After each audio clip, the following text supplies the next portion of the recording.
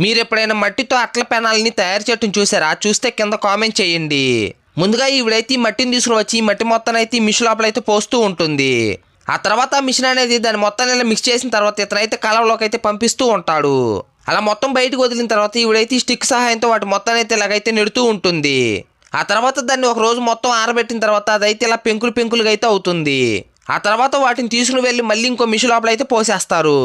ఆ మిషన్ అయితే దాని మొత్తాన్ని అయితే ఇలా పౌడర్ లాగా అయితే చేసేస్తుంది. ఆ తర్వాత ఆ మట్టిని తీసుకుని వచ్చింది లోపల పోసినప్పుడు ఈవిడైతే ఆ మట్టిని అయితే మిషన్ లోపల పెట్టేసేసి ఇలాగైతే ప్రెస్ చేస్తుంది. అప్పుడు ఆ మిషన్ అనేది దాన్ని అయితే ఇలా ప్లేట్ లాగా అయితే తయారు చేస్తుంది.